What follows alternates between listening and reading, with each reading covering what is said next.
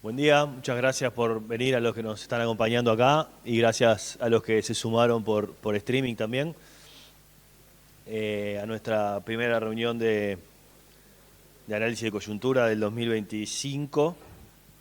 Son tiempos bastante movidos y bueno, como comprenderán, es un contexto global que nos obliga a cambiar bastante nuestras perspectivas respecto a lo que vimos en diciembre, ¿no? Muchas cosas cambiaron. La última vez que nos vimos, estábamos en un contexto en el que, bueno, Trump ya había sido elegido presidente. Las amenazas de los aranceles estaban desplegadas por ahí, no eran una realidad, pero la campaña había girado en torno a ese tema. Pero hay una diferencia importante también para un país dollar base como somos nosotros. En diciembre el dólar venía subiendo y las monedas en general acá en Uruguay venían subiendo, ¿no? En la región teníamos el dólar a 44 pesos y América Latina había sufrido bastante, ¿no? Todas las monedas en la región, 2024 había sido un año de depreciación de las monedas y había estado pautado en general por mucha presión al alza sobre las monedas. Eso cambió radicalmente en 2025 y eso tiene que ver en buena medida con algunos de los sacudones y de los golpes en la mesa que ha pegado Trump, ¿tá? Así que hoy vamos a hablar un poco de eso. Vamos a hablar de algunos desafíos que empiezan a quedar más claros arriba de la mesa para el nuevo gobierno. Este es un tema que hemos venido hablando sistemáticamente en la segunda mitad del año pasado, en el marco de lo que era la campaña electoral y también sobre fin de año, ya con el gobierno elegido en Uruguay, con lo que era la agenda y los compromisos de campaña, pero van quedando un poco más claras las cosas. Estos días tenemos algunos anuncios ya en puerta, así que primero va a hablar Nicolás un poco, que nos va a aclarar totalmente el panorama de lo que está planteando Trump. Nos va a dejar muy clara la agenda en términos de la guerra comercial y las implicancias que esto tiene, lo digo en broma por supuesto, las implicancias sí, vamos a tratar de codificar qué es lo que está arriba de la mesa, qué es lo que está pasando hoy, qué implicancias tiene sobre todo para el dólar, que es una de las cosas que nos preocupa en general. Y después yo voy a hablar un poco más de la economía uruguaya que estamos viendo. El otro día conocimos el dato de actividad de cierre del año pasado, cómo viene la actividad, qué implica eso, qué desafíos implica para el gobierno en un año tan particular como este, que el gobierno tiene que armar el presupuesto para los próximos 5 años. Se viene también el primer proceso de negociación colectiva para este año. Tenemos también nuevos anuncios de política monetaria. El otro día asumió Guillermo Tolosa, el nuevo presidente del Banco Central. Hizo algunos anuncios, algunos comentarios que son interesantes de codificar, que tienen implicancias para la política monetaria. Y también hay algunos anuncios del ministro de Trabajo sobre qué podemos esperar para la negociación colectiva. Así que hablaremos un poco de todas esas cosas y trataremos de dejar un panorama sobre qué perspectivas estamos viendo para este año, ¿tá? Así que le dejo la palabra a Nicolás para empezar a hablar un poco del contexto internacional. Bueno, buen día, ¿cómo están? A ver, Alfonso marcaba con bastante precisión cuál era el punto donde nos encontrábamos en diciembre, la última vez que nos vimos. Era un escenario básicamente post-triunfo de Trump, con una economía de Estados Unidos con buenas perspectivas de crecimiento. Al mismo tiempo, si bien parte de la agenda de Trump estaba orientada a las políticas proteccionistas y a los aranceles, también había sobre la mesa anuncios de política fiscal expansiva. En el corto plazo, el escenario base tenía implícito una aceleración del crecimiento en Estados Unidos en 2025, en 2026. En ese marco, las perspectivas esencialmente con una inflación que todavía estaba por encima de los registros objetivos de la Fed, las perspectivas eran de tasas altas por un poco más de tiempo, ¿sí? Y el mercado laboral se mantenía robusto. En ese contexto, los aranceles también eventualmente generarían una presión en las tasas de inflación, y el escenario era de un fortalecimiento del dólar a nivel global que había alcanzado niveles no vistos desde finales de los 80. ¿Qué cambió? Bueno, en cierta forma, Trump cumplió con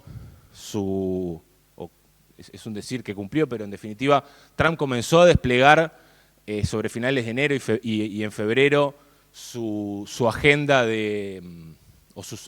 inicialmente sus amenazas, pero empezó a desplegar su agenda de aranceles, inicialmente orientados sobre todo a los países o a las regiones en donde Estados Unidos tiene hoy en día déficit de la balanza comercial, sobre todo China, México y la Unión Europea, también en Canadá, quizá no tanto por la magnitud del déficit de balanza comercial, sino por los tipos de producto y cómo ello afecta a las economías regionales, en particular el Rust Belt en los estados del Mid-Center de Estados Unidos.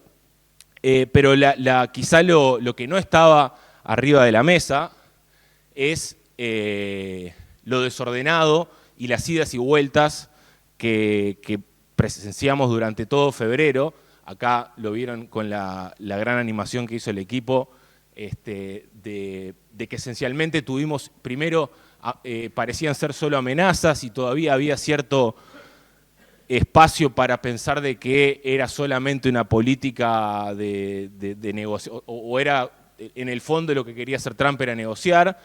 En algunos casos se revirtieron, luego volvieron a ponerse en práctica, y por último lo que tuvimos fueron anuncios más enfocados en productos como el acero y el aluminio, y aranceles para los que importen petróleo y gas venezolano, que es básicamente China.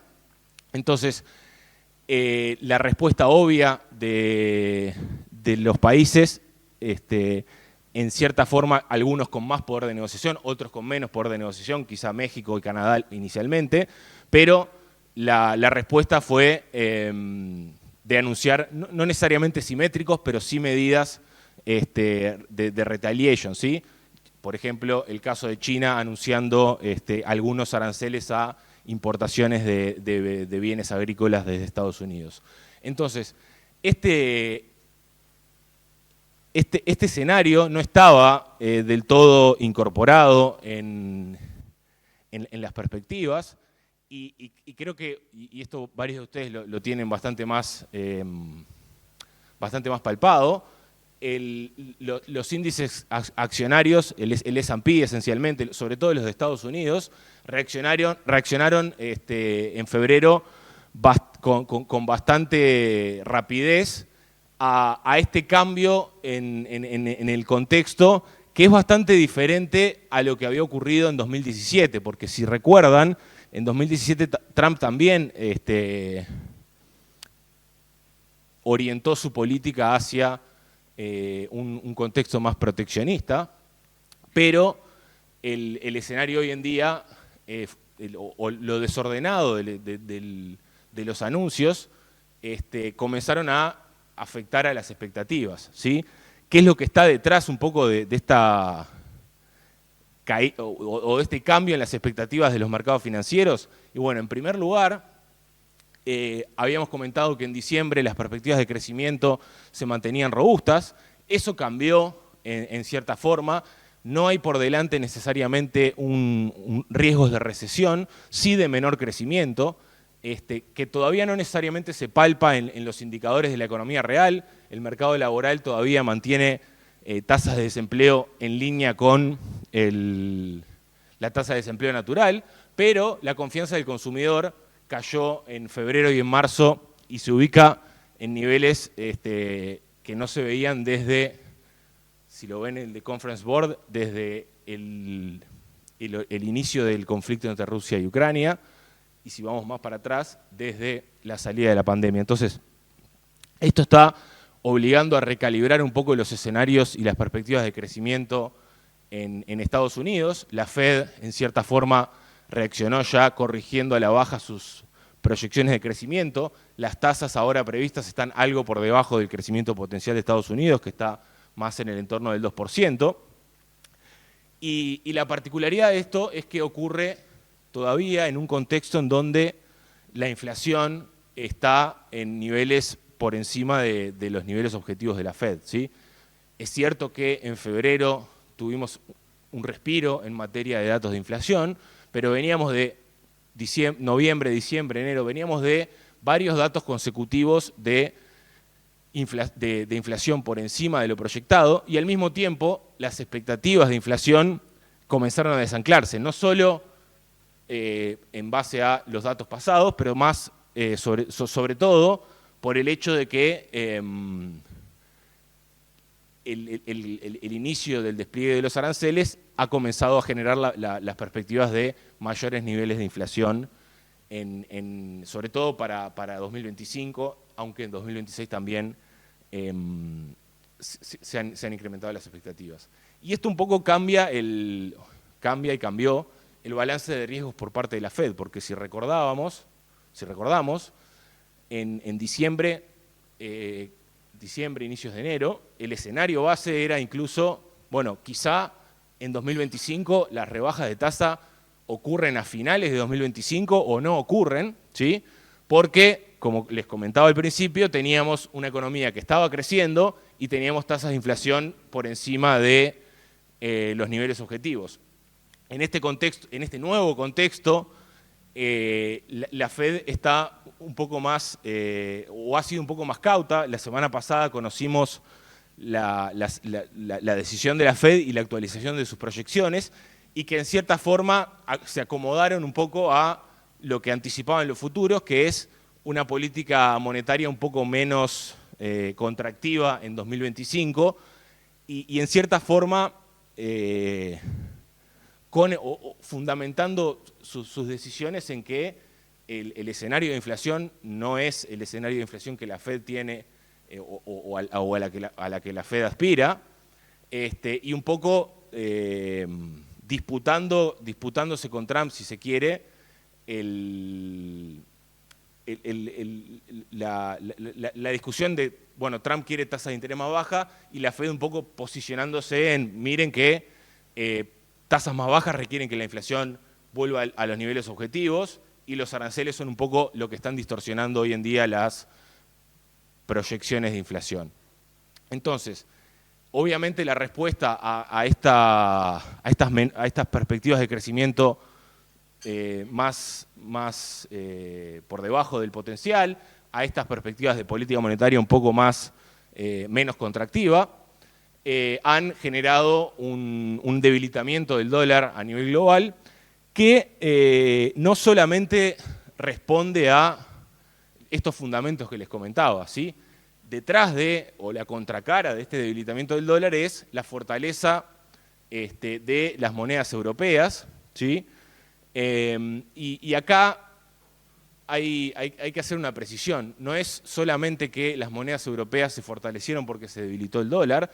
Recuerden que el DXY es un índice que captura las principales monedas o compara el dólar con las principales monedas del mundo, en donde un 60% es el euro, o sea que básicamente si el euro se fortalece, el DXY cae. Pero acá también lo que tenemos es un reflejo del reposicionamiento más a nivel geopolítico, con Trump, por ejemplo, intercediendo en el conflicto entre Rusia y Ucrania, con Trump sugiriendo que los países deben de hacerse cargo de su propia defensa y no que sea Estados Unidos quien esté atrás sobre todo de la OTAN, ¿no? Entonces, este cambio en el contexto geopolítico ha hecho que Europa al mismo tiempo reaccione incrementando o haciendo anuncios de que después de mucho tiempo el gasto militar comenzaría a incrementarse. Alemania tuvo un giro en su política fiscal típicamente de austeridad y anunció impulsos fiscales para aumentar el gasto en defensa, y eso en cierta forma también es lo que está detrás de este cambio o esta debilidad del dólar cuando lo miramos más contra las monedas avanzadas, ¿sí? Esto probablemente, al margen de la eventual normalización o ante un proceso de mayor certidumbre en la guerra comercial o los temas arancelarios, esto probablemente haya llegado para quedarse, ¿sí? Y sea un fundamento detrás de un euro un poco más fuerte del que estábamos acostumbrados, ¿no? Si recuerdan, quizás hace un año en Europa, con un contexto de débil crecimiento, las perspectivas del euro eran bastante diferentes. También, y quizá pensando un poco más o poniendo el foco en, bueno, dónde nos imaginamos el dólar a nivel global más a mediano plazo, es uno de los factores que les comentaba, era este. Otro es un poco el resultado o el eventual resultado de los objetivos en materia de política comercial de Estados Unidos, ¿sí? Si el foco es en reducir el déficit de balanza comercial, la contracara de esto, en cierta forma es endógeno, pero uno podría plantear, bueno, esto es algo similar a lo que, esto requiere un dólar más depreciado, ¿no? Acá en Uruguay es algo que conocemos bastante bien, pero es algo similar a lo que ocurrió hace casi 30 años. Estados Unidos salía en los 80 de las políticas de tasa de interés alta para bajar la inflación de Volcker, y en el Plaza Accord, ¿sí? en donde Estados Unidos negoció con Japón, Francia y Alemania una depreciación del dólar a nivel global de forma bastante coordinada, tuvimos un debilitamiento del dólar bastante significativo, ¿sí? Y uno podría preguntarse, bueno, ¿no estamos ante un escenario similar en donde los intereses de Estados Unidos de un dólar más débil para mejorar su saldo de balanza comercial puedan ir en esta misma dirección? Algo de eso se ha estado conversando, si alguno viene siguiendo un poco la discusión en el eventual acuerdo de Mar-a-Lago, que un poco detrás tiene temas vinculados a la deuda de Estados Unidos y a los altos niveles de endeudamiento, pero en el fondo también un poco la discusión es esta, ¿sí? Quizá porque hay que ser un poco escépticos y no dar por descontado que necesariamente vamos a tener un debilitamiento del dólar a nivel global. Bueno, los niveles de coordinación a nivel de economías avanzadas que existían en la salida de los 80, en donde, por ejemplo, también Alemania y Francia necesitaban de una moneda más fuerte como puntapié inicial para el euro. Bueno, esos niveles de coordinación hoy obviamente no están, el mundo está más fragmentado, también no es lo mismo, en este caso era Japón la moneda del país asiático, en este caso es China, entonces eso no parece necesariamente ser algo factible, pero es un aspecto a monitorear. En la otra punta del mundo, y también en parte arrastrando sus problemas previos, ¿sí? China, hemos conversado ya hace bastantes reuniones que arrastran problemas de crecimiento. También habíamos conversado que hacia finales del año pasado China había desplegado estímulos monetarios, había amagado o había anunciado algunos estímulos fiscales más orientados a las economías regionales y en cierta forma habían decepcionado el mercado porque el consumo continuaba débil, ¿sí? Entonces, China un poco también ha reaccionado a este cambio, en cierta forma ha reaccionado al despliegue de las políticas proteccionistas de Trump, ha anunciado, como les comentaba, quizá de forma un poco más moderada, ha anunciado algunos aranceles, pero lo que conocimos hace unos días es que China anunció un nuevo paquete de estímulos fiscales, ahora sí, en teoría, más enfocados en impulsar la demanda interna y el consumo. Todavía siempre con algo lo vemos siempre con algo de escepticismo porque, como saben, la información en China es siempre, hay que tomarlo con pinzas, pero en cualquier caso, China prevé un incremento del déficit fiscal para este año, que es la contracara de estas medidas fiscales, y sobre todo porque también, aquí no lo tenemos, pero los datos de inflación en China, que básicamente está en 0% la inflación, o sea, los datos en China venían mostrando cierto riesgo de estancamiento y un poco la reacción de China ha sido impulsar el consumo para alcanzar sus objetivos de crecimiento de 5% en 2025, que todavía está un poco por encima de lo que prevé el mercado. Un poco derivado de esto que les vengo comentando, los precios de los commodities, que para muchos de ustedes son relevantes.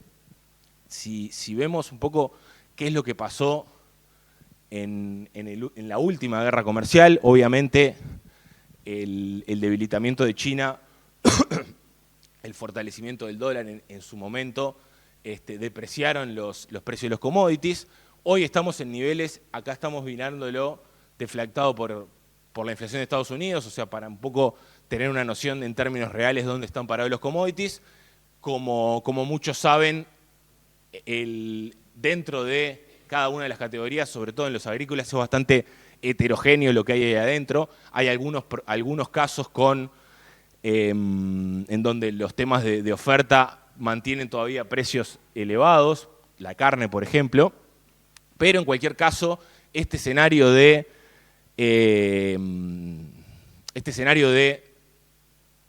incremento en las medidas proteccionistas y eventualmente de menor crecimiento global, obviamente son un fundamento bajista para los precios de los commodities, aunque es cierto que un eventual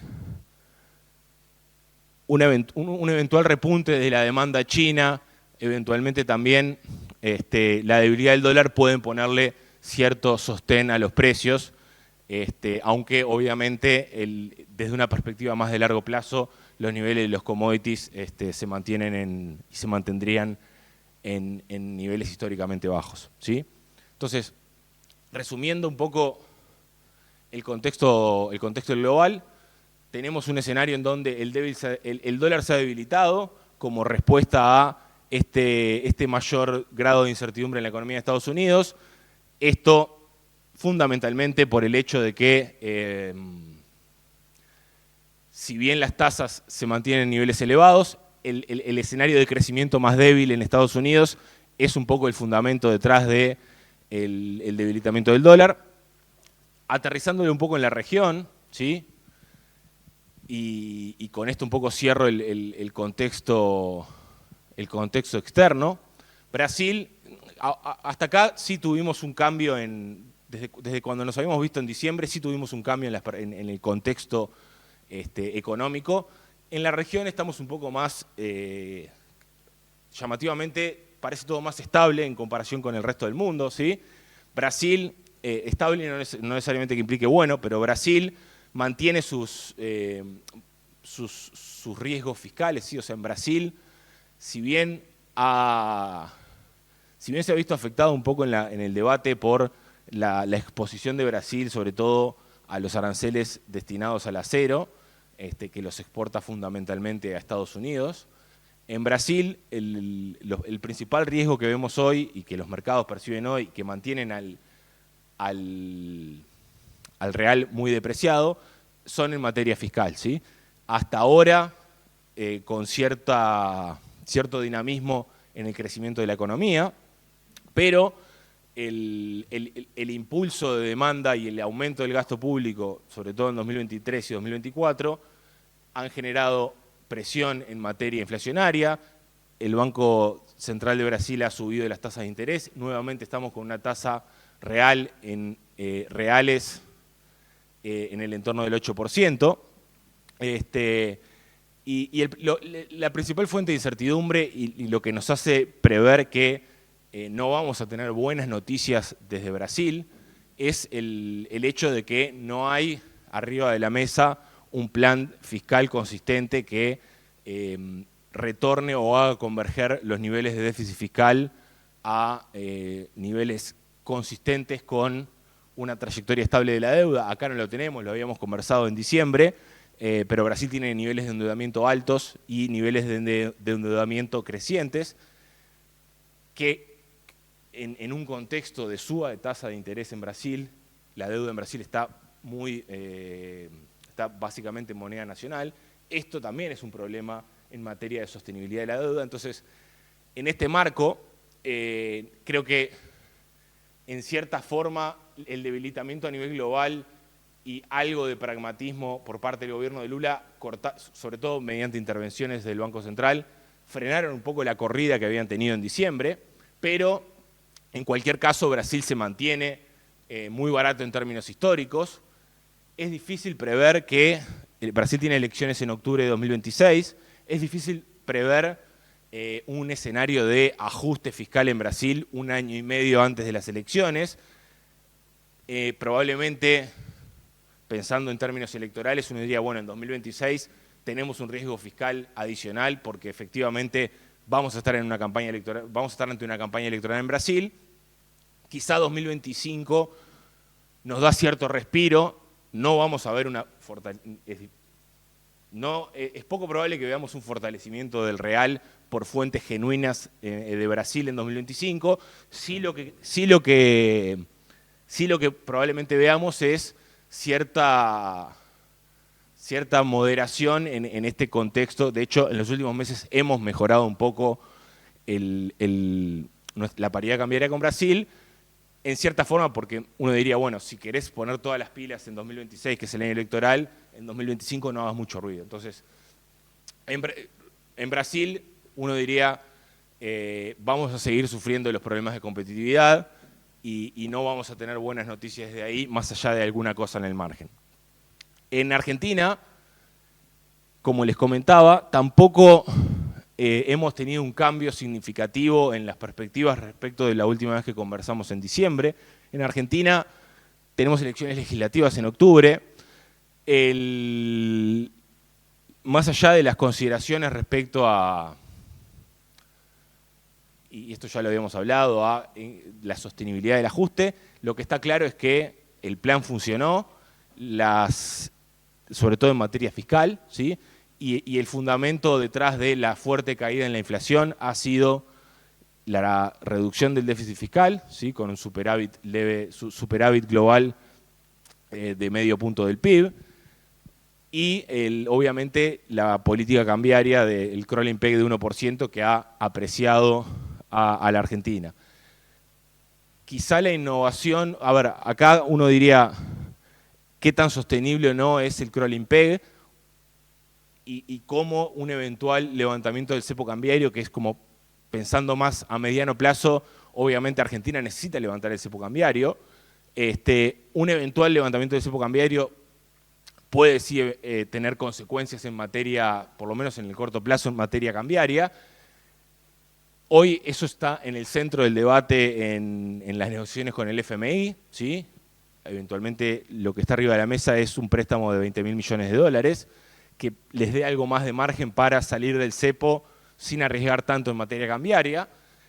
En cualquier caso, creo que de acá a octubre es difícil pensar que, sobre todo habiendo vivido la experiencia 2018-2019, es el mismo ministro, es difícil pensar de que el cepo vaya a ser levantado, quizás sí flexibilizado, pero levantado de acá a octubre no parece estar o no parece ser desde el punto de vista político lo más razonable. Por tanto, en 2025 deberíamos seguir conviviendo con una Argentina todavía bastante más cara en dólares que lo que veníamos acostumbrados. No estamos todavía en los niveles pico de Macri o incluso de los 90, y además estamos con una economía que tiene un tamaño similar al que tenía hace 15 años. Pero en cualquier caso, no debería ser una fuente de preocupación en materia de turística, en materia de el consumo que se vio bastante afectado en 2023 en el corto plazo Argentina. Con esto les dejo con Alfonso para aterrizar esto en Uruguay. Bien, Bueno, muchas gracias, Nicolás, por ayudarnos a decodificar esto y gracias a todo el equipo que también preparó este material. Espero que les haya quedado claro lo que intentamos transmitir con esto, pero en definitiva para Uruguay acá hay varias implicancias, ¿no? Algo lo dijimos al principio. Una de las implicancias es que obviamente todo este dólar dándose vuelta, obviamente es un cambio importante de contexto, que por ejemplo tiene una implicancia obviamente financiera para todos nosotros, tiene una implicancia importante también para el Banco Central en el manejo de política monetaria porque desestresa bastante la gestión de la política monetaria y obviamente tiene implicancias también en materia de crecimiento, ¿no? Entonces, si uno mira las señales en general que Uruguay recibe del exterior para lo que es el contexto de crecimiento, en general este mundo que Nicolás describió es poco amigable, ¿no? Para pensar, bueno, cómo va a crecer Uruguay, cómo es el ciclo de los próximos años. La señal más favorable que vemos de todo esto es Argentina, ¿no? O sea, si uno piensa en señales cíclicas, la guerra comercial no es una buena cosa, los aranceles no son una buena cosa para el comercio, el tono y la tendencia de los precios de los commodities no va en el sentido que ayude demasiado a un país como Uruguay que necesita del comercio internacional, ¿no?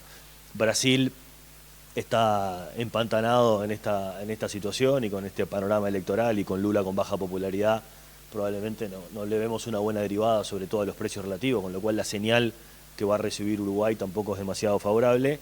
Y Argentina sí estamos en un ciclo que es favorable para Uruguay, ¿no? Entonces, de todas esas señales externas, en general, luego de varios años de darnos la espalda, Argentina probablemente es la señal más amistosa. Entonces, nosotros estamos revisando bastante, estamos recalibrando nuestras perspectivas en general y antes de hundirnos en los números, solamente comentarles más o menos cómo estamos viendo las cosas. Nosotros estamos revisando nuestras proyecciones en general un poco a la baja, las proyecciones de actividad, ahora les vamos a contar cuánto, pero la proyección nuestra de actividad para este año está en el orden del 2,5% y para el año que viene baja un poco. Estamos viendo una economía que a corto plazo crece por debajo del potencial y esto es un desafío para el gobierno para armar su presupuesto quinquenal. Obviamente, hablar de una proyección para el quinquenio no es lo mismo que hablar de la proyección de corto plazo, digamos, porque bueno, ya quinquenio es algo más de mediano plazo, pero ahí calza relevantemente la discusión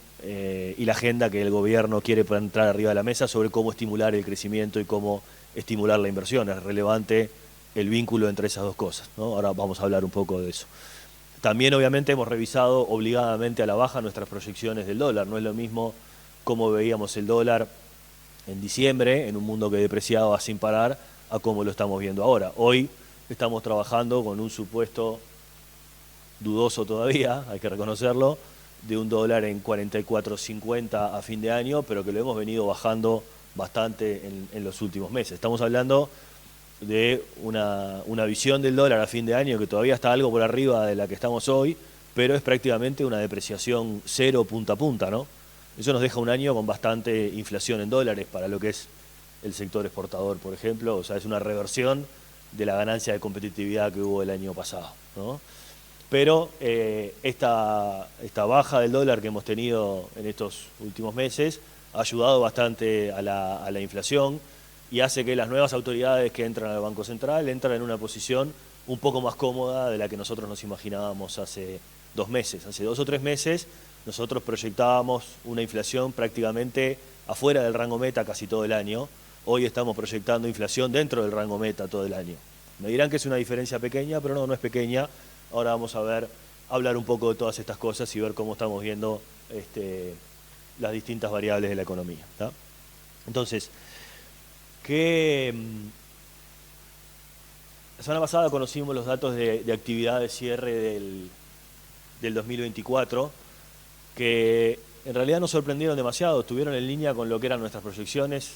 El PIB creció 3,1% en 2024, eso era lo que esperábamos nosotros, creo que era lo que esperaba casi todo el mercado. Nos hemos alineado bastante los analistas, eso ha ayudado mucho que el Banco Central desde hace poco publica y divulga el indicador mensual de actividad económica, que es un indicador adelantado del PBI, entonces eso ofrece muy buena información adelantada. El dato en ese sentido, digamos, cumplió con lo que más o menos el mercado esperaba, pero al mismo tiempo decepcionó un poco.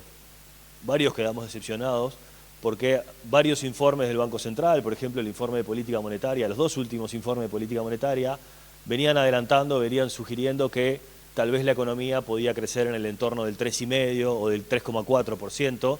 Las proyecciones del MEF, con las que se hicieron el cierre de las cuentas fiscales, hablaban de un crecimiento del 3,4%, o sea que en realidad los indicadores duros adelantados eran 3,1%, las proyecciones del MEF eran 3,4% y algunos informes del Banco Central sugerían la posibilidad de que la economía podía crecer 3,4% por correcciones de los datos hacia atrás. Y finalmente el dato fue 3,1%, que insisto, era nuestra proyección, la de muchos de nuestros colegas, o sea que el dato no sorprendió pero decepcionó, no sé si me explico, ¿no?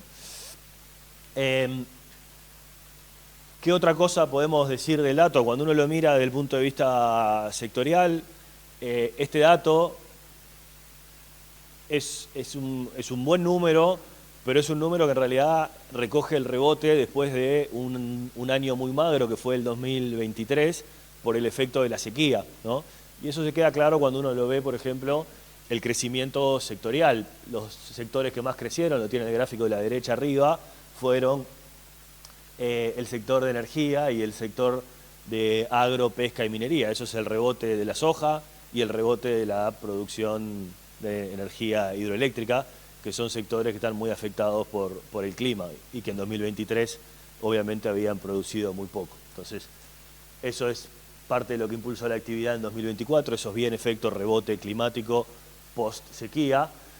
El único sector de actividad que cayó en 2024, a ver si me anda la burbuja, acá fue la construcción, que tuvo un menor nivel de actividad por la terminación de la obra del ferrocarril central, que bueno, la construcción no pudo mantener los niveles altos de actividad que había tenido en 2023. Si bien en el último trimestre pegó una levantadita, 2024 versus 2023, el nivel de actividad fue menor. Eso hizo también que los niveles de inversión, la formación bruta de capital fijo en el 2024 cayeron 1,5% respecto al 2023. El otro tema que nos interesa destacar, porque esto es importante para las proyecciones, es que más allá de que el crecimiento del año fue 3,1%, cuando uno mira los datos en forma trimestral, en los dos últimos trimestres, la estimación oficial del Banco Central del crecimiento trimestral desestacionalizado, esto es corregido por el efecto estacional entre trimestres consecutivos, fue solo 0,3%. Nosotros tenemos algunas otras estimaciones que dan un poco más, pero en el fondo lo que eso está mostrando es que el impulso de la actividad, la inercia de la actividad se fue apagando de alguna forma, ¿no? Es como que el crecimiento va perdiendo un poco de velocidad, más allá de que la actividad creció 3,1 interanual en el año por rebote respecto a la sequía.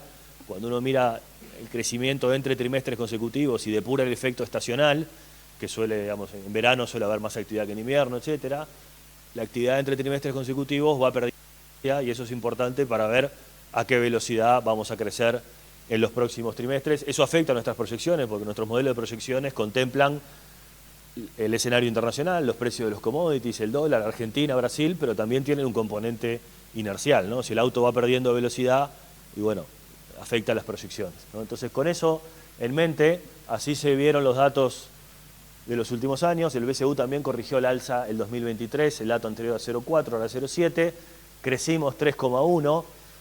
Nosotros más o menos estimamos un efecto de arrastre estadístico de 1%, esto es, con el nivel de producción que llegamos a fin del año pasado, si la máquina se apaga y no pasa más nada, o sea, si hoy no hubiera PBI, hoy, si esto no genera valor agregado, si allá afuera no se estuviera vendiendo nada y nos quedamos ahí, solamente como el año pasado fue en ascenso y si nos quedamos chatos donde estamos, solamente por ese efecto arrastre estadístico creceríamos 1 punto por comparar contra el promedio del año pasado.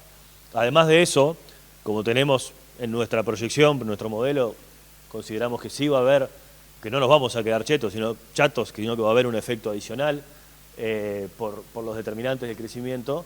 Nuestra proyección es de 2,4% para este año, antes teníamos una proyección de 2,7%, y para el 2026 estamos proyectando 1,7% de crecimiento, que es un crecimiento moderado, a flojo, ¿tá?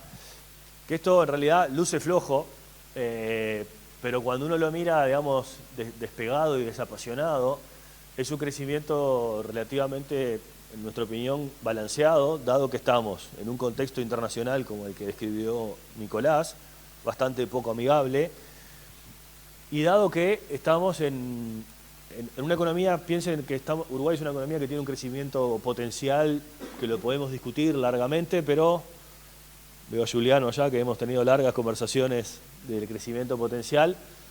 Pongámosle un rango de 2 a 2,5% y ahí nos podemos poner de acuerdo que ahí está el crecimiento potencial después de largas horas de discusión. ¿Ah?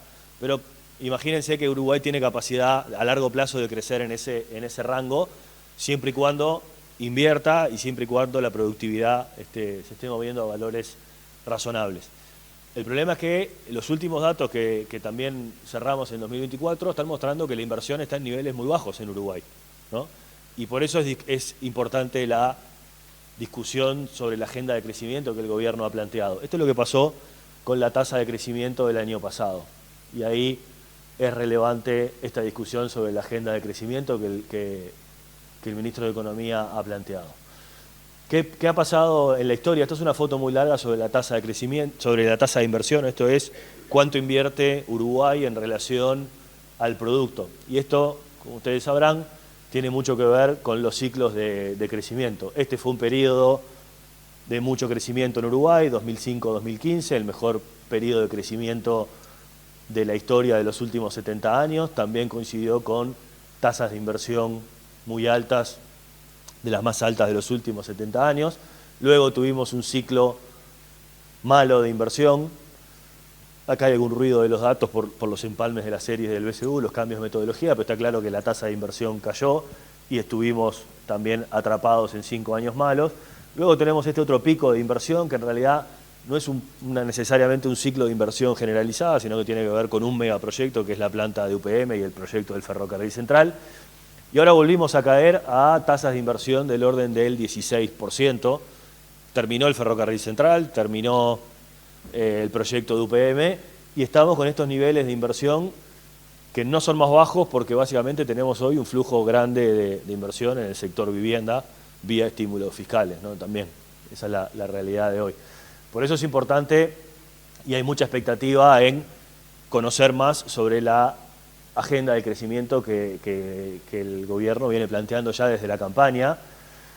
Y lo que está, hay algunas cosas claras sobre lo que es y lo que no es la agenda, ¿no? Lo que está claro es lo que dijo el ministro Doné en el acto de Asunción el 5 de marzo, que la búsqueda del aumento de la competitividad y la promoción del crecimiento no va a venir por el manejo macroeconómico. Por si alguno no lo entendió, no va a venir por un aumento del dólar, porque el aumento del dólar se da de frente contra los objetivos de política monetaria. Entonces va a venir por reformas de naturaleza microeconómica para ir a atacar los problemas más estructurales de la competitividad. Y lo que se está esperando estos días son algunos anuncios en el régimen de COMAP para promover las inversiones, o sea, para atacar este tema que está acá. Algunas reformas microeconómicas y lo que el presidente ha llamado la agenda de desempapelamiento. Esto es para tratar de promover la competitividad estructural en el sector transable, no la competitividad dólar, la competitividad precios, sino los temas más estructurales. Y después está todo el tema de las políticas de promoción en el ecosistema de ciencia, innovación y tecnología, que ahí hay una reforma institucional, la formación de una nueva secretaría, un ámbito nuevo de coordinación, que son temas importantes y necesarios, que llevan seguramente mucho tiempo. Todas estas cosas, probablemente hay muchas expectativas ahí en distintos sectores, probablemente los efectos sobre el crecimiento son más bien digamos, lentos y llevan su tiempo, ¿no? Y son temas estructurales que de alguna forma hay que discutirlos, pero son temas clave y que de alguna forma buscan atacar este problema de base que es la baja tasa de inversión que tiene Uruguay, ¿no? Esto es clave porque al final del día la tasa de crecimiento es un input relevante para la discusión del presupuesto, es una variable clave también para la discusión de los consejos de salarios, ¿no? O sea, la tasa de crecimiento de la economía va a determinar cuáles son los recursos fiscales disponibles, y también debería determinar de alguna forma cuál es el espacio razonable para fijar, por ejemplo, objetivos de recuperación del salario real, ¿no? Hay una lección aprendida que tenemos de estos años, es que esto es una restricción para los lineamientos que uno le puede poner a las rondas de negociación colectiva, ¿no? Al final, en la ronda de negociación colectiva se definen lineamientos que vienen definidos en muchos casos por criterios políticos o por aspiraciones del gobierno. Y está claro que todos los gobiernos tienen aspiraciones de que los salarios reales crezcan, eso lo vimos recientemente, no importa si son gobiernos de izquierda o de derecha, eso es independiente de las preferencias políticas. Lo que sí nos muestra la historia reciente es que cuando los objetivos trascienden un poco las restricciones económicas, hay costos, puede haber costos en materia de empleo o puede haber costos en materia de inflación. Acá tenemos los distintos periodos de los últimos 4 gobiernos, solamente para mostrar algunas relaciones ex post que terminaron habiendo entre el crecimiento, el empleo y el salario real. Tenemos las 3 administraciones del Frente Amplio y la última administración de coalición. En las primeras 2 administraciones del Frente Amplio tuvimos fuerte crecimiento económico, importante aumento del empleo y también importante aumento del salario real.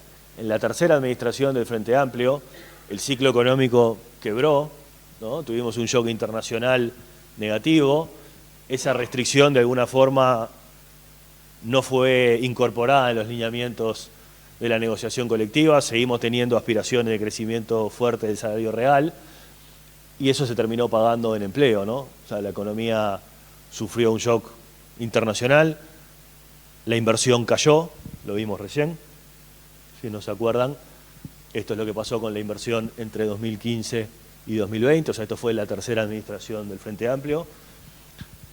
Mientras tanto, los salarios reales siguieron creciendo, o sea, como que no vivieron de espalda a esa realidad, por lo menos en lo que eran lineamientos, y el costo se terminó pagando en términos de empleo, ¿no? O sea, de alguna forma, el ciclo y las condiciones del ciclo tienen que estar incorporadas debidamente en lo que son los lineamientos. Entonces, este escenario de crecimiento bajo hoy también genera como bastante expectativas y ansiedad sobre cuáles van a ser, cómo se van a incorporar en los lineamientos de esta ronda de negociación colectiva, que de alguna forma tiene que, por un lado, cumplir los objetivos de política y también tiene que ser consistente con el programa económico, en particular con los objetivos de política monetaria, ¿no? Entonces, ¿qué sabemos hasta ahora? Y bueno, todas las autoridades de gobierno han dicho con claridad de que bueno, uno de los objetivos es que el salario real crezca, pero no hay un número puesto arriba de la mesa. Lo otro, si uno va más en detalle al discurso de Asunción del ministro Castillo, que lo estuvimos repasando, o sea, estos días nos hemos dedicado a repasar discursos de Asunción del ministro de Economía, del ministro de Trabajo y del presidente del Banco Central, para tratar de decodificar qué es lo que está en la agenda y qué es lo que sabemos hasta ahora. El ministro Castillo habló, obviamente, de la política salarial y de otras cosas, pero una de las cosas interesantes que dice es que, en realidad, la gestión del ministerio va a estar abocada, en primer lugar, a trabajar en conjunto con el resto del gobierno para atender la situación de los más de 500.000 uruguayos que perciben menos de 25.000 pesos mensuales. Esto ha sido parte de la campaña, ¿no?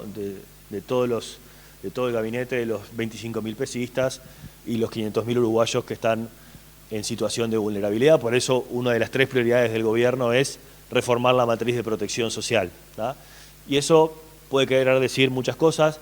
En nuestra reunión de diciembre hicimos una caracterización de quiénes son esas personas que están en situación de vulnerabilidad, los informales, y hablamos de los programas sociales que el gobierno tenía en campaña, por ejemplo, la tarjeta Uruguay Social, las transferencias de las que se había hablado, le pusimos un costo que nosotros estimábamos en el orden de los 100 millones de dólares que podía ser. Pero esto también está en la agenda del Ministerio de Trabajo. Y concretamente, Castillo dijo, bueno, ahí hay distintas cosas que se pueden hacer desde el ámbito del Ministerio de Trabajo y Seguridad Social, pero en el ámbito particular de los consejos de salarios habló de otorgar aumentos preferenciales para los sueldos menores y priorizar el aumento del salario mínimo nacional, ¿tá?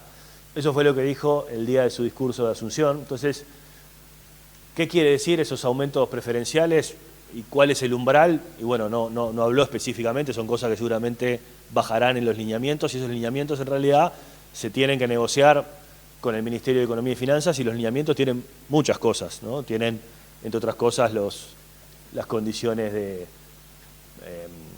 cómo son las pautas, si son nominales, si son aumentos reales, condiciones de indexación, que ahora vamos a hablar un poco de eso también, pero simplemente para ver un poco qué quiere decir esto de los sueldos menores y los aumentos preferenciales.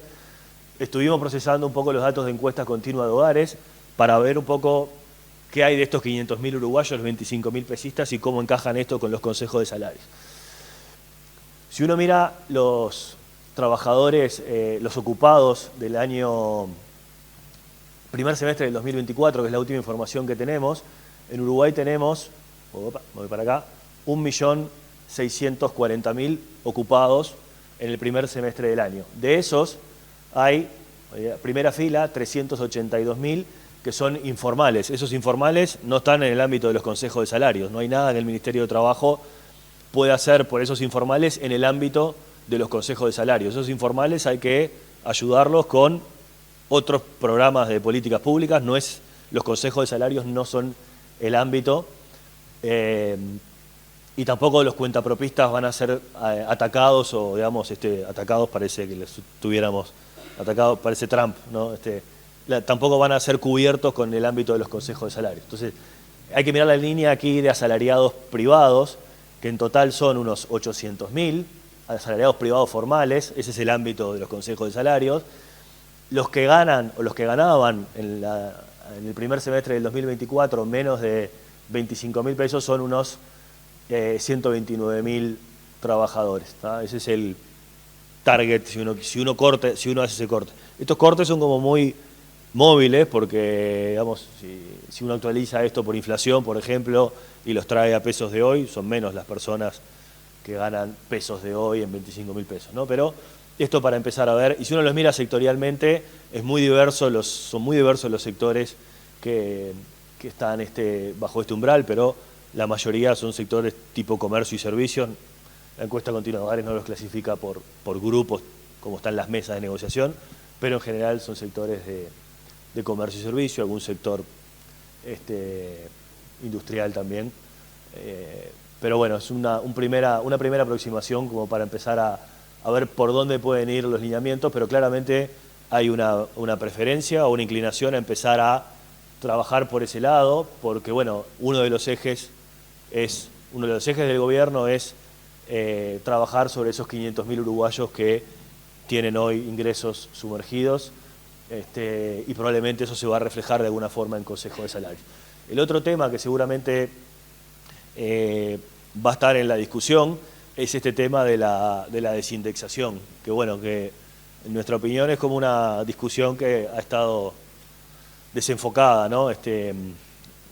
Porque es un error pensar en desindexación sí o desindexación no, eso no es la forma de pensarlo, y estos días creo que la discusión ha tomado un mejor camino. El otro día el subsecretario Valcorba hablaba un poco justamente de esto. Nosotros estábamos preparando este material para compartir con ustedes hoy, y justamente Valcorba hablaba un poco de esto en una entrevista, creo que eran en Desayunos Informales. Él decía, bueno, en el fondo esto no es una discusión binaria. Acá hay que pensar que la desindexación o los mecanismos de indexación, primero, la indexación no es un objetivo de política. Acá el objetivo de política es el salario real, y la indexación es un instrumento que ha cambiado en el tiempo según los tiempos de inflación. O sea, al final es un instrumento que se va adaptando en el tiempo.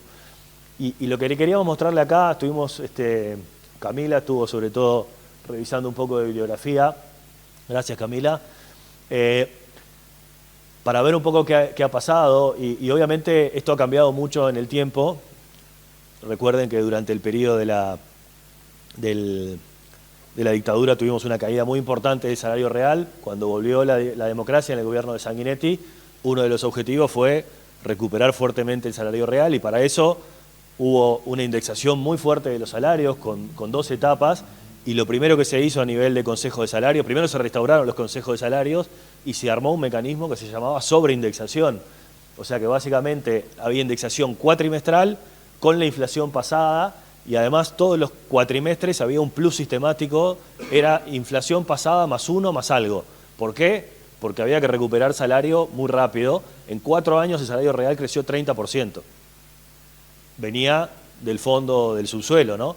Pero ¿qué armaron? Un mecanismo recontraindexatorio para atrás para que el salario real recupere muy rápido. Entonces era un instrumento que era subsidiario al objetivo de recuperar muy rápido el salario real.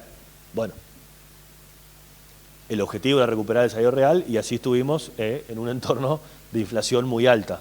Pero bueno, el objetivo era recuperar el salario real. Después que ese objetivo se cumplió, se trató de desindexar un poco y pasamos a una etapa de subindexar, ajustando los salarios un poco por debajo de la inflación pasada. Pero ya estábamos montados en un ciclo de alta inflación. Después en el gobierno de la administración Lacalle las cosas cambiaron. Empezó el plan de estabilización, ¿tá? Y a partir del año 92 se dejan de convocar los consejos de salarios.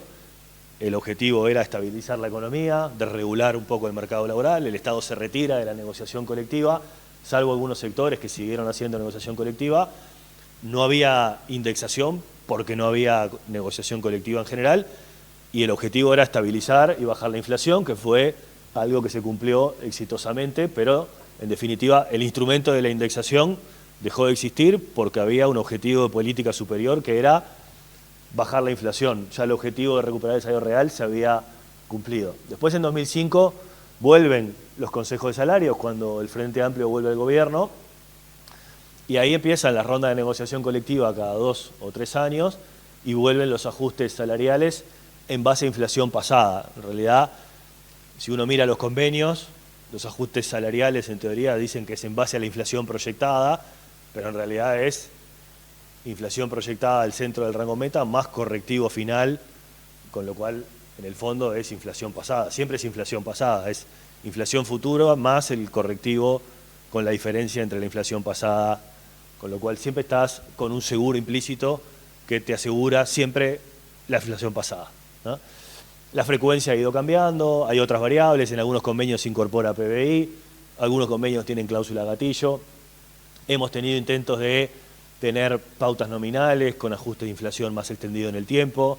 En la tercera administración del Frente Amplio, con Mario Vergara como ministro, se intentó ir hacia pautas nominales, no se pudo hacer. En esta administración, en el año 2021, se avanzó sobre pautas nominales, pero el shock inflacionario internacional hizo que en la mitad de ese proceso hubiera que adelantar los procesos de indexación porque el aumento de la inflación licuó todas esas pautas nominales, ¿no? Entonces, lo que sí está claro es que después de toda esta historia donde los mecanismos de indexación han ido cambiando, hoy estamos en un entorno donde la inflación es 6, bastante estabilizada en 6, con expectativas ancladas en 6, y eso permite probablemente dar una discusión sobre otros instrumentos de negociación, que pueden ser, por ejemplo, tener un régimen de indexación diferenciado según el nivel salarial. Esto ya se ha manifestado por parte de algunas autoridades del gobierno. Cambiar la indexación, en vez de indexar al IPC, que es muy volátil, indexar a la inflación subyacente, que es más estable. Eso permite que los shocks de frutas y verduras no se metan en los salarios, sino que uno tenga un indexador más estable. Tener pautas en base a ajustes nominales y no en base a un ajuste real más inflación. Tener los correctivos más espaciados en el tiempo.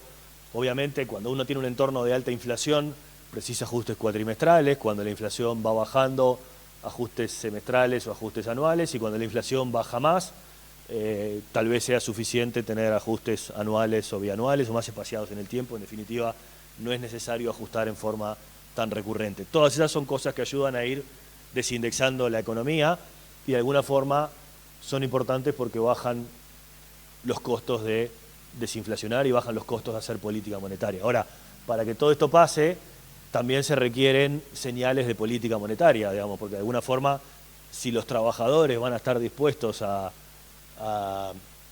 tener menos seguros contra la inflación, necesitan que la inflación sea creíble, ¿no? Les cuento la perspectiva nuestra, que a veces nosotros recibimos gente del exterior, recibimos un fondo de Estados Unidos que nunca vino a Uruguay y nos miran y nos dicen, che, Uruguay es fantástico, todo luce fantástico, es investment grade, muchas inversiones, es un país fantástico, pero la inflación de este país es impresentable. ¿Cómo hace la gente para vivir con inflación en 8? ¿Cómo puede ser que la inflación no sea un tema de campaña? ¿Cómo puede ser que ningún candidato gane prometiendo la inflación en 8? Las calles tendrían que estar prendidas a fuego. Y nosotros decimos, no, acá está todo el mundo tranquilo con la inflación en 8, porque tenemos un seguro gratis contra la inflación. Estamos todos asegurados contra la inflación. Se llama correctivo de inflación en los salarios, se llama consejo de salario, es gratis. Para un trabajador da exactamente lo mismo que la inflación sea 6, 4 o 14, porque estoy indexado y estoy siempre protegido. Entonces, si un trabajador va a sacar ese seguro de su contrato salarial, necesita tener del otro lado un banco central creíble y un compromiso creíble. Eso es lo que hasta ahora no ha existido y ese es el juego que en definitiva en algún momento Uruguay tiene que avanzar. Salir de ese esquema y comprar ese grado de incomodidad requiere del otro lado una política monetaria creíble. Nunca nadie presionó al Banco Central desde el punto de vista social o político, porque en realidad no era necesario, porque teníamos un seguro gratis, ¿no? Ese es el juego del que Uruguay no ha salido y algún día tiene que salir. Para eso precisamos avanzar en resultados de política monetaria, ¿no? Entonces, ¿dónde estamos hoy? Y hacia eso, a hablar un poquito más de eso vamos. Les decía que nosotros hemos cambiado nuestras proyecciones de inflación en los últimos meses por varias razones, ¿no? Si uno lo piensa en términos, la historia está yendo un poquito para atrás, durante esta administración que terminó ahora, en 2022 y 2023, una vez que pasó el shock internacional de inflación, la política monetaria definitivamente se propuso el objetivo de poner la inflación adentro del rango meta.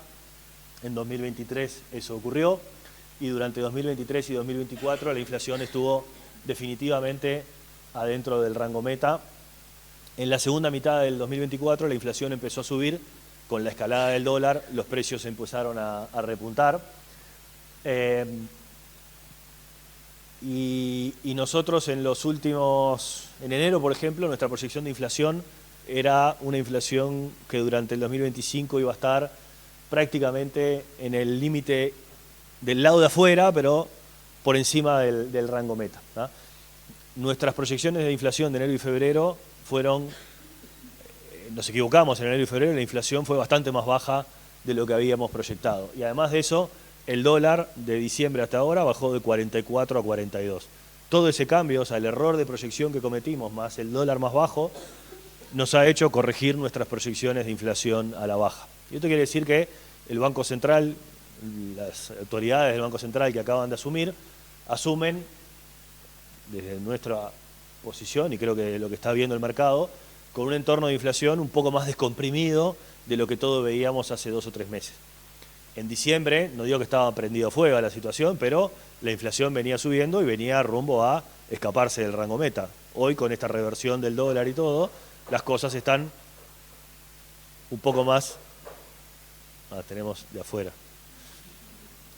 Hoy, con la reversión del dólar y con los últimos datos buenos de inflación, la inflación luce un poco más encajonada adentro del rango meta. Todavía está por encima del 4,5%, que es la mitad del rango meta, y destaco esto porque el lunes en la asunción del nuevo presidente del Banco Central, Guillermo Tolosa, él puso mucho énfasis en esto y ahora vamos a hablar. O sea que este es el punto de partida. Nosotros dijimos, vamos a hablar de la nueva administración que llega, cuál es el punto de partida y cuáles son los desafíos. ¿Qué dijo básicamente Tolosa? ¿Hacia dónde va la política monetaria y cuáles son los objetivos? ¿Qué podemos decodificar de su discurso, que fue muy claro? Podemos decir que la política monetaria va a mantener su rumbo con el objetivo de alcanzar primero una convergencia decisiva, pongo esto entre comillas porque usó esa palabra, la convergencia decisiva de la inflación al 4,5% y luego un objetivo de reducir la meta de inflación. Acá hay dos cosas importantes que uno le podría plantear como dos etapas, ¿no? Y acá, de nuevo, hay que mirar esto como un proceso. Esta administración que se va dejó una herencia, un punto de partida muy bueno, que es la inflación en 6%. No nos olvidemos que en los 15 años anteriores la inflación estaba fuera del rango meta y Uruguay no había logrado decididamente poner la inflación adentro del rango meta. O sea que el punto de partida para la política monetaria de esta administración que llega es bueno y es mejor de lo que había sido en administraciones anteriores. ¿Qué es lo que no pudo hacer esta administración que se va? Poner la inflación en el centro del rango meta. Si uno mira los comunicados del Copom, sistemáticamente había como un discurso, una intención de que la política monetaria se calibraba para llevar la inflación a 4,5%, pero las señales de tasa no eran consistentes con eso, ¿no? Las expectativas de inflación estaban en 6, sistemáticamente 6 fue lo más bajo que llegaron, 5,80, 5,90, y la tasa estaba en una posición neutral. Si vos tenés las expectativas en 6 y la tasa es neutral, la señal que uno entiende es que la política monetaria está como cómoda con eso, ¿no? Entonces, ¿qué dijo Tolosa en su acto de asunción? Se mantiene el régimen de metas de inflación, tasa como instrumento y flotación del tipo de cambio. Se va a trabajar primero para que haya una convergencia decisiva al 4,5%, y eso es básicamente trabajar para que las expectativas de inflación se anclen. Él destacó mucho la importancia de que se anclen las expectativas de inflación, porque cuando hay expectativas ancladas, el régimen funciona con menos costos reales. Eso es lo que le pasó a la Fed, y él destacó ese ejemplo, lo que le pasó a la Fed en este episodio desinflacionario en Estados Unidos. La Fed logró desinflacionar sin mayores costos reales. Y ese es el problema que ha tenido Uruguay, o que tuvo puntualmente esta administración que se va. La desinflación fue costosa, y en particular fue costosa en términos de competitividad. Entonces, acá el problema que tenemos es que en la medida que la política monetaria no sea creíble, desinflacionar tiene costos, y en particular tiene costos para el sector exportador. Como el régimen no está maduro, tenemos que transicionar a hacerlo creíble, porque si no, cada vez que desinflacionamos generamos costos en el sector exportador. Ese es el dilema. Entonces, tenemos que transicionar hacia un equilibrio más creíble, y la primera etapa de eso es hacer una convergencia decisiva a una inflación al 4,5%. Y la segunda etapa, sin un tiempo definido, es, una vez que hayamos hecho esa convergencia decisiva, tratar de reducir la meta de inflación. Destacamos esto porque habló de durante este periodo. Parece ser un proceso más largo que abrupto, ¿tá? No está claro, no se desprende del discurso de Tolosa en qué horizonte y a qué velocidad va a ser este periodo. Sí, yo creo que cuando uno junta todas las piezas de discurso, nosotros siempre nos preocupamos mucho por entender la consistencia de la política económica y del plan de gobierno de los distintos actores, ¿no? Y uno junta los discursos de las declaraciones de Tolosa, de Valcorba, de Arim, todo luce muy consistente, muy orgánico y muy bien articulado. Valcorba, por otro lado, ha dicho que este gobierno valora mucho la bajada de la inflación a 6, pero que no hubieran hecho algo tan agresivo como lo que hizo la administración anterior. De ahí uno desprende que esta agenda de política monetaria va definitivamente y claramente a mantener este rumbo de política monetaria, pero con una velocidad y con un ritmo más gradual, que más, digamos, si hay que ponerle un tono a la velocidad, va a ser más gradual que abrupto, ¿tá? Entre otras cosas, porque hay que mantener un equilibrio entre la velocidad que avanza la política monetaria para ser más creíble y el equilibrio del sector exportador y el balance fiscal. Acá nosotros tenemos claro que la desinflación del año pasado, de los 2 años anteriores, fue exitosa, pero tuvo sus costos en el sector exportador.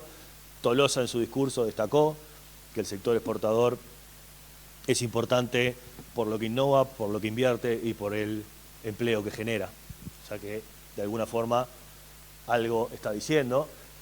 Y además nosotros tenemos también la experiencia del año pasado, de que los procesos de desinflación abrupta generan costos fiscales, ¿no? ¿Por qué? Porque algunas partidas del presupuesto, en particular las pasividades, están enganchadas con la inflación del año pasado, ¿no? Están indexadas hacia atrás por constitución, no hay forma de cambiarlo eso. Y la recaudación está enganchada con la inflación de hoy. Entonces, si uno baja la inflación en escalón muy rápido, que es lo que le pasó a Uruguay el año pasado, yo recaudo con la inflación de hoy, pero pago pasividades con la inflación de ayer. Entonces, las desinflaciones abruptas generan costos fiscales. Eso es lo que le pasó en parte, no es la única razón, pero el desbalance fiscal grande del año pasado, en parte tiene una explicación con esa bajada en escalón de la inflación, que además no fue bien coordinada. Entonces, cuando uno desinflaciona en forma abrupta, también genera desbalances fiscales que tiene que estar dispuesto a asumirlo o tiene que tener mucho espacio fiscal para poder cargárselo sobre la espalda, que no es la situación de hoy. Entonces, acá hay un rumbo en la política monetaria que creo que está muy claro, está muy bien marcado hacia dónde va. No está claro, porque de su discurso no se desprende, a qué velocidad van a ir ocurriendo estos procesos. Nuestra interpretación, cuando uno amalgama los discursos y uno interpreta las restricciones que hay del lado del sector exportador y del lado fiscal, es que este va a ser un proceso firme y gradual. O sea, no van a claudicar en ningún momento porque tienen que trabajar sobre las expectativas, machacándolas, pero va a ser un proceso gradual porque los procesos abruptos tienen costos, sobre todo fiscales, y hay cero margen fiscal hoy, y hacia ahí me voy. Y ya estoy casi terminando, ¿eh? El terreno fiscal viene, así como yo recién decía que en el terreno monetario hay un muy buen punto de partida, la herencia es buena y hay un programa monetario que va a continuar con lo que se recibió. En el terreno fiscal el punto de partida es peor al esperado, por varias razones, ¿no? Primero, el cierre fiscal del 2024 vino con incumplimiento de la regla fiscal, con activación de la cláusula de salvaguarda para poder hacer uso del 30% adicional del tope de endeudamiento, y además con un déficit fiscal estructural, que es uno de los parámetros que usa en la regla fiscal, que tuvo un deterioro importante de 1,2 puntos respecto al año anterior, que es más o menos lo que históricamente suele suceder en los años electorales. Este deterioro, esto que está en las barras es el resultado fiscal estructural. Este deterioro de más de un punto del producto es lo que la regla fiscal no pudo contener. La regla histórica de que los resultados se deterioran en el año electoral fue mucho más fuerte que la regla fiscal, ¿no? Lo otro que estamos mostrando acá es cuál era el plan fiscal que había trazado el gobierno de coalición cuando hizo su presupuesto, ¿no? Uno arranca la gestión y traza un plan fiscal a 5 años. Es lo mismo que va a tener que hacer esta administración en agosto, cuando mande su presupuesto al Parlamento. Las metas del presupuesto arrancaba con esta situación fiscal, con un déficit de 4,4, después se corrigió un poco por variaciones del producto, pero recibía este déficit fiscal y su visión era bajar 2 puntos el déficit en 5 años. O sea que se hizo la planificación fiscal para hacer un ajuste. En realidad no era un ajuste necesariamente, un ajuste fiscal es como hacerlo de golpe, pero una mejora fiscal de 2 puntos del producto en 5 años y entregar el gobierno en 2024 con un déficit fiscal de 2,5% del producto. Hoy tenemos una brecha o una distancia entre lo que fue el cierre efectivo del 2024 y lo que el gobierno quería dejar de 1,2 puntos del producto. Además, está la polémica reciente sobre esos gastos postergados y las facturas que quedaron para el año siguiente, que esa brecha podría ser un poco más. Pero en principio, si uno piensa, la planificación fiscal que se hizo en el presupuesto anterior era algo así como: esta situación fiscal no es sostenible, el número del 2,5 se parece a una situación fiscal sostenible. Si el 2,5% era un déficit fiscal sostenible, este no es sostenible. El ajuste que tengo que hacer hoy para irme a 2,5% es por lo menos 1,2 puntos del producto. Por lo menos. Pero en realidad ni siquiera, porque como hoy tengo más deuda de la que tenía en 2020, porque la pandemia me obligó a gastar, la deuda hoy es 10 puntos más alta de la que era en 2020, si con una deuda X yo tendría que hacer un ajuste de 1,2 puntos del producto para cerrar esta brecha, con una deuda más alta, como pago más intereses, el ajuste es más de 1,2 puntos del producto. No se preocupen que hicimos las cuentas, ahora se las muestro. Lo que digo es que cualquier cuenta que uno haga te da que tenés que hacer un ajuste de 1,5 puntos, más o menos. ¿Tá? Esta es la cuenta, digamos, más de boliche, que es para ir hasta donde quería, al presupuesto que se había al déficit que se había fijado en el presupuesto anterior, tengo que hacer un ajuste de 1,2. Pero en realidad la deuda es más alta, o sea que pónganle unas décimas más arriba. Es verdad que el punto de partida es peor, tengo más déficit, la brecha de ahí de déficit tengo que cerrarla con un ajuste. Es verdad que tengo más espacio, por otro lado, porque tengo una buena situación de acceso a mercados, tengo el menor spread soberano de la región, tengo el riesgo país por primera vez en mucho tiempo anclado por debajo de 100 puntos básicos. Esto no es casualidad, esto es por muchas cosas, pero no es casualidad que está por debajo de 100 puntos básicos acá en esta zona verde desde mayo del 2023. Mayo del 2023 es cuando se aprobó la ley 20.130 de la reforma de la seguridad social. Esto lo marco porque ahora estamos entrando en un proceso de diálogo social y obviamente el riesgo es que si ese diálogo social nos sale caro, obviamente eso se va a incorporar en el precio de nuestra deuda, ¿no? Pero bueno, hoy tenemos acceso a mercados a tasas históricamente bajas y no es trivial eso porque la planificación fiscal, si uno mira por ejemplo la última rendición de cuentas y mira la planificación que publica la Unidad de Gestión de Deuda, en los próximos 5 años Uruguay tiene que salir al mercado todos los años, colocar títulos por 4.500 a 5.000 millones de dólares por año. ¿Tá? Esto es lo que hay que salir a emitir todos los años. Este es el trabajo de la oficina de deuda. No es lo mismo pagar tasa de Estados Unidos más 100 que pagar tasa de Estados Unidos más 200. Pagar tasa de Estados Unidos más 200 supone cada año, sobre cada una de las emisiones, pagar 50 millones más de dólares de intereses, ¿no? Cada año por cada una de las emisiones. Esa es plata que yo preferiría gastar en otra cosa, no sé ustedes, pero yo la preferiría gastar en cualquier otra cosa. Ese es el costo de la credibilidad fiscal.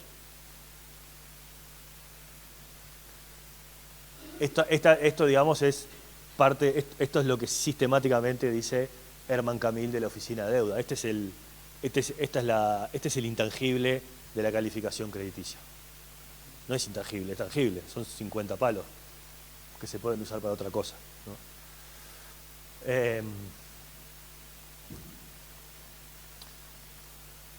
Este es un año clave en materia fiscal porque es el año donde el gobierno tiene que presentar el presupuesto. El presupuesto obviamente va a estar, por un lado, restringido por este escenario de bajo crecimiento. Nosotros recién presentábamos nuestras proyecciones de crecimiento que se han corregido a la baja en este entorno poco amigable y con esta economía que perdió un poco de inercia. El gobierno tiene que hacer la planificación a 5 años, ¿no? Y seguramente hay que ver con qué tasa de crecimiento hace su ejercicio de planificación presupuestal. Nuestra proyección 2017 es 1,7, probablemente no vamos a ver una planificación presupuestal con una tasa tan baja, porque ahí los números no van a cerrar, pero básicamente, para tener las fechas en la cabeza, el gobierno tiene que presentar el presupuesto el 31 de agosto, son 6 meses desde que asumió, y el plazo máximo para aprobarlo en el Parlamento es el 31 de diciembre. Todo esto, el presupuesto va a estar restringido por varios temas, ¿no? Por un lado, tiene que recuperar el ancla fiscal, esto es, el presupuesto tiene que cerrar con una mejora de los números fiscales a 5 años. ¿Cuál va a ser esa mejora que el gobierno va a plantear? Habrá que verla. Los números a nosotros nos dicen que el ajuste necesario para que la deuda se estabilice es de 1,5 puntos del producto, más o menos. Hoy tenemos un resultado fiscal primario deficitario en 0,8 y estrictamente o matemáticamente el primario necesario para que la deuda se estabilice es más 0,8, o sea que en realidad el ajuste matemático es 1,6 del producto. Si el primario no se ajusta, la deuda pública en nuestras proyecciones sigue aumentando moderadamente, pero ininterrumpidamente, a 10 puntos más alta de lo que está hoy en los próximos 5 años. Y si se hace un esfuerzo para estabilizar la deuda, el esfuerzo necesario es de 1,6 puntos del producto. Hoy decíamos, bueno, la brecha que nos separa del 2,5 que el presupuesto anterior había fijado de déficit es 1,2, pero como tenemos deuda más alta, el ajuste necesario es un poco más de 1,2. Bueno, es 0,4 más de 1,2. Entonces, el ajuste necesario para recuperar el ancla fiscal técnicamente es 1,6, más o menos 1,5 puntos del producto. Entonces, el presupuesto tiene que, por un lado, hacer ese ajuste para recuperar el ancla fiscal.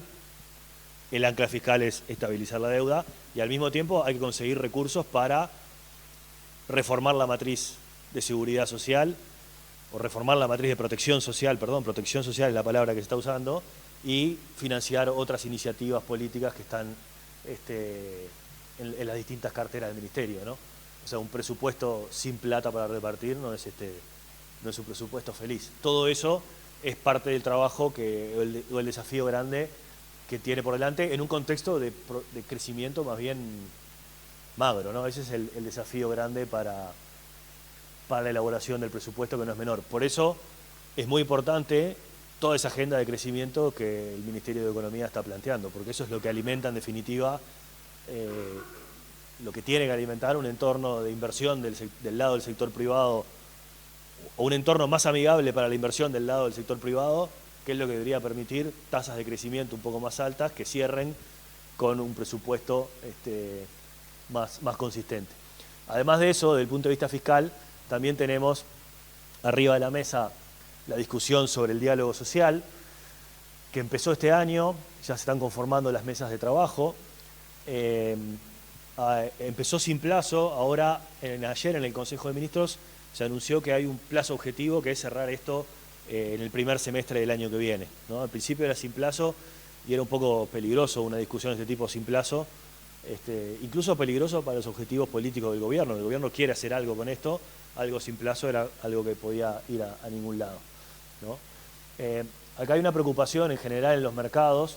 Este es un tema, digamos, que desde el punto de vista político, los dos temas, el presupuesto y el diálogo social, son temas brutalmente relevantes, pero también es un tema que generan mucha tensión en los mercados. Nosotros recibimos muchas consultas del exterior, básicamente los inversores que están colocados en bonos, queriendo entender cuál va a ser el outcome y el resultado de esto, porque obviamente un presupuesto que termine siendo caro y que no esté alineado a la restricción fiscal, o un diálogo social que termine generando un riesgo de desreforma de la seguridad social, podría, por ejemplo, afectar el riesgo país o el precio de los bonos, ¿no? Cualquiera de esas dos cosas también pueden afectar, por ejemplo, la cotización del dólar, ¿no? Entonces nosotros, como les decía hoy al principio, estamos trabajando con un dólar a fin de año, un supuesto de un dólar de 44.50, que luce muy pobre para los exportadores, luce muy lejano para el valor del dólar que tenemos hoy y muy difícil de revertir. Hay muchos riesgos todavía arriba de la mesa, porque en definitiva tener claro cómo va a terminar y dónde va a terminar la agenda de aranceles de Trump y esta guerra comercial. Mañana Trump se levanta, tranza con los chinos, arregla con Canadá, suspende la agenda, el Liberation Day no existe y el dólar se mueve para cualquier lado, ¿no? Entonces estamos en un mundo bastante complicado, pero y a su vez dentro del escenario local nosotros vemos una política monetaria que tampoco va a estar promoviendo una depreciación del dólar, más bien todo lo contrario. Incluso, además de las señales de política monetaria, estuvo bastante clara la señal del ministro Done en su acto de asunción. Las señales de mejora de la competitividad no van a venir por el dólar, tienen que venir por reformas micro. Sí vemos tal vez algunas presiones para arriba por el lado del riesgo fiscal en Brasil, aunque por ahora el real viene en sentido contrario. Y veamos, y todavía queda por saber cuál va a ser el resultado del diálogo social y del lado del presupuesto, pero un diálogo social que se encamine hacia un resultado que eventualmente pueda revertir alguna de de los resultados de la reforma de la seguridad social puede también presionar el dólar un poco para arriba. Así que esos son los riesgos que estamos viendo sobre el dólar. Por ahora estamos manejando esa estimación de fin de año, pero la hemos venido bajando y si las cosas siguen yendo en la dirección que han mostrado esta semana, la vamos a seguir bajando probablemente y eso también va a ayudar a que la inflación esté más en caja. No es una buena noticia para los sectores exportadores que después de haber mejorado un poco su ecuación el año pasado, este año van a tener de nuevo una reversión. Es un año complicado para los sectores exportadores porque es de nuevo un año con inflación en dólares y un entorno de precios en general que no es bueno. La única excepción de precios es el sector de la carne que viene con un año bueno, ¿no? Así que por acá terminamos. Simplemente acá tenemos una síntesis que no la vamos a repasar porque si no estiramos demasiado el tiempo. Después a todos les compartimos la presentación para que le queden todas las ideas. La dejamos por acá proyectada para que la puedan ver. Y mientras te pregunto, Ramiro, si tenés alguna pregunta. ¿Tenés? Tengo que leer el celular.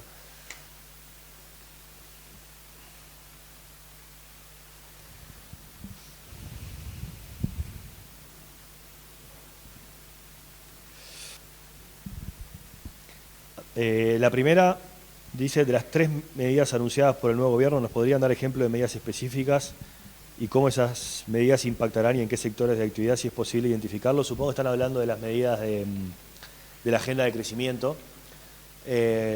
No tenemos, la verdad, claridad todavía. Sí sabemos que, por lo que han adelantado públicamente, que sobre el tema COMAP, probablemente va a haber anuncios en marzo o abril. A marzo le queda poco, así que digamos que va a ser abril, y que las primeras medidas que van a anunciar probablemente van más enfocadas en agilizar el proceso y no tanto en cambios importantes de incentivos. Eso tal vez va a venir, pero más adelante, en otra ola. Pero todos saben, todos tienen claro, los que están usando el régimen COMAP, que hoy estamos con un cuello de botella muy grande a nivel operativo y a nivel de tiempos. No sé, todos, hay sobrados ejemplos de proyectos que han entrado, no sé, Fede, 2021, 2022, no tienen resoluciones, aprobaciones vistas, y eso genera distinto tipo de complejidades para la toma de decisiones en el sector privado. Entonces como que hay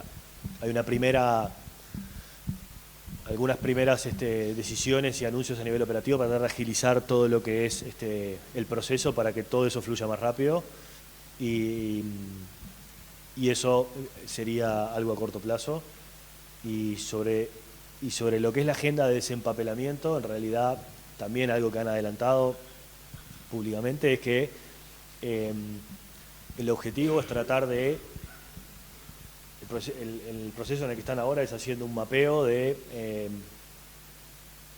costos regulatorios, procesos y trámites que en definitiva generan costos y generan fricción en una primera etapa para el sector exportador, pero que no necesariamente agregan valor en términos de garantías, protección o bienestar general, y que hay oportunidades para reducir sustantivamente esos procesos y bajar costos al sector exportador sin pérdidas de garantía, por decirlo de alguna forma, o sin pérdidas del otro lado, y están en el proceso de mapear esos trámites y esas regulaciones. No tenemos claro en qué momento son los anuncios. De alguna forma esto es algo así como la contracara, Ramiro, de bueno, si no va a haber ganancias de competitividad por lado macro, hay una primera intención de avanzar en desregulaciones y en eliminar costos regulatorios para el sector exportador y eventualmente después avanzar con el resto de la economía, ¿no?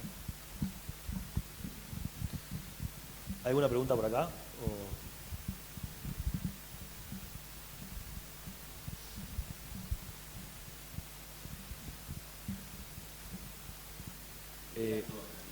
Estoy eligiendo, sí. ¿En qué medida, esta para vos, Nico, en qué medida la falta de mayorías parlamentarias puede suponer un desafío para el cumplimiento de los objetivos del gobierno? esto es un tema, el año pasado estuvimos hablando de estos temas. Probablemente el acuerdo rápido sobre la mayoría de los órganos de Contralor, los 40 cargos en vez de los 34, puede ser alguna señal en ese sentido, y claramente es uno de los desafíos que va a tener el gobierno, ¿no? O sea, que está claro que hay una restricción por ahí, está claro, y ahí también vamos a poner a prueba la capacidad, el país va a poner a prueba la capacidad negociadora del gobierno. Otra pregunta es cómo piensa que será la inversión en obra pública del gobierno y en la misma línea la inversión privada. Creo que el ministro Done también lo ha dicho por ahí en alguna intervención, ¿no? Para que el país crezca en torno a su tasa potencial, precisamos que la inversión esté más cerca de 18 puntos del producto que de los 15, 16 que tenemos hoy, y eso en realidad, grosso modo, se consigue con inversión privada, ¿no? La inversión pública más o menos no se le puede pedir mucho más a la inversión pública. En todo caso, cuando hay restricciones fiscales, se puede jugar con las fuentes de financiamiento, si es obra pública o si se hace con instrumentos privados, y eso mueve un poco los espacios, pero en realidad el salto ese de inversión es inversión privada, ¿no? 2 puntos de inversión, que es lo que está ahí, del producto, son 1.500, 2.000 millones de dólares de inversión privada. Entonces el desafío acá es generar condiciones y generar clima de negocio para atraer 2.000 millones de dólares de inversión privada por año, más de lo que tenemos hoy. ¿No?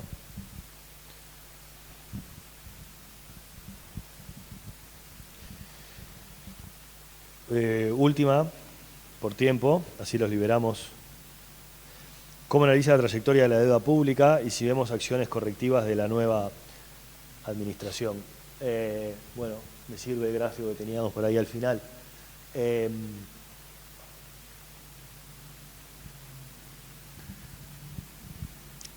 Hay distintos momentos o distintos horizontes acá que vale la pena mirar, ¿no? En realidad, cuando uno mira en todo este periodo, una de las preocupaciones que había desde el punto de vista fiscal y la razón por la cual en 2019 la administración de la calle Pou había insistido mucho en la necesidad de hacer una corrección fiscal era que la deuda del 2013 en adelante venía subiendo en forma sistemática y el déficit fiscal venía también aumentando en forma sistemática. Por eso, en aquel momento, la campaña estaba basada en hacer un ajuste fiscal de 900 millones de dólares.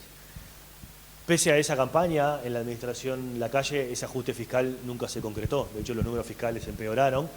La deuda terminó aumentando, no necesariamente por eso, sino por el episodio del COVID. Cuando vino el COVID, la decisión difícil que había que tomar era cuánto se gasta para amortiguar los efectos reales de la economía. Y si recuerdan, hubo una disputa grande entre el gobierno y la oposición.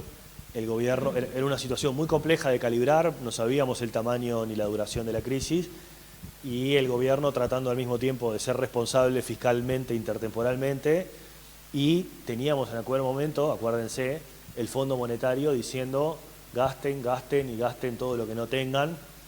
Y bueno, acá nos preguntábamos, ¿y vos me vas a prestar después cuando yo no te pueda pagar o cómo va a ser esta situación? Y había una disputa entre el gobierno y la oposición también por gastar más. Entonces hoy tenemos ese salto de la deuda que se ve aquí, es este empujecito acá en el año 2020-21, es un aumento del orden 10 puntos del producto como resultado de básicamente el empuje COVID. Y luego de eso tenemos una deuda que se estabilizó, pero que en realidad se estabilizó producto de la apreciación del tipo de cambio real. O sea, Uruguay todavía no ha tenido en estos años, voy para atrás, este resultado fiscal estructural que teníamos por acá todavía no estaba en niveles consistentes con un nivel que asegurara la sostenibilidad del ratio de deuda-producto. Lo que venía pasando es que, como parte de nuestra deuda está en dólares, cuando tenemos apreciaciones del tipo de cambio real, ayuda a que la deuda se estabilice, ¿no? Entonces, si vemos, la pregunta decía si vemos, ¿cómo decía al final? Si vemos acciones correctivas. No sé bien qué es exactamente una acción correctiva. Si una acción correctiva es algo como para que la deuda baje, creo que no. Si la acción correctiva es una corrección del déficit para evitar que la deuda suba, bueno, es todo lo que estábamos hablando por acá, ¿no? O sea, recuperar el ancla fiscal para nosotros es algo así como, bueno, tomar medidas para que la planificación fiscal en 5 años vaya cerrando esta brecha. Lo que nosotros creemos, y creo que el gobierno lo ha dicho con claridad, tanto el presidente como el ministro de Economía, no está dentro de la agenda hacer un ajuste fiscal el primer año para cerrar esto de golpe. Eso no es, primero que no es necesario, no está en el espíritu y el mercado no te lo está pidiendo, no es algo, digamos, que estemos presionados por el mercado. Entonces, probablemente el mercado sí está esperando un plan fiscal que sea consistente, que sea creíble y que te trace un rumbo de sostenibilidad. Eso sí es lo que el mercado está esperando. Lo que el mercado probablemente no está esperando y no sería de su agrado es un plan fiscal que contenga mucho gasto y que deje estabilizado este déficit fiscal en 3,7% del producto, porque eso haría que la deuda diverja. Eso no creemos que no es lo que se va a presentar. Bueno, por ahí dejamos. No sé si hay alguna pregunta por acá en el auditorio. Sí. Impuestos, han dicho que no. No, que no. Que la vocación es que no y que en realidad, creo que Gabriel lo ha dicho más de una vez de distintas maneras, ¿no? Que en condiciones normales y salvo que venga una condición superviniente, no va a haber algún cambio de impuestos. Eso, lo que sí se han reservado ese derecho, creo, desde el principio, es que en el marco de la discusión del presupuesto, como puede haber alguna discusión de gasto tributario, puede haber algún régimen específico que se cambie, ¿no? Entonces, no sé, alguna exoneración que hay hoy, algún sector en particular que se termine eliminando. Eso puede pasar.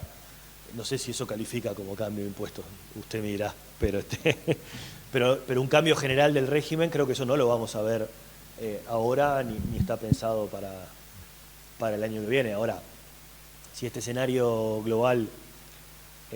bueno, Gabriel habló un ejemplo el otro día, ¿no? Creo que no sé si fue en la exposición de Sala Magnolio o algo por el estilo, pero por ejemplo, si el Liberation Day de Trump, vieron que ahora estos días salió una lista que se llaman los Dirty 15, que son según ellos, los 15 países sucios a los que les van a caer por los aranceles recíprocos, ¿no? Creo que somos tan irrelevantes para Estados Unidos que no estamos dentro de esos 15 sucios, pero bueno, Estados Unidos atacó primero a los países que tienen déficit de balanza comercial y después va a ir atacando a los países que piensan que lo tratan injustamente porque le cobran aranceles muy altos, ¿no?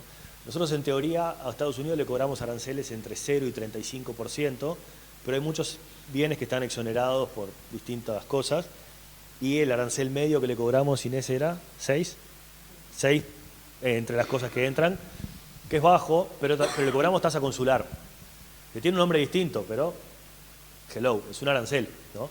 Entonces, capaz que piensan que los tratamos injustamente y como resultado de eso nos vemos obligados a bajar la tasa consular con Estados Unidos y por el principio de nación más favorecida, vaya a saber qué, nos vemos obligados a eliminar la tasa consular, que creo que hoy recauda 400 palos.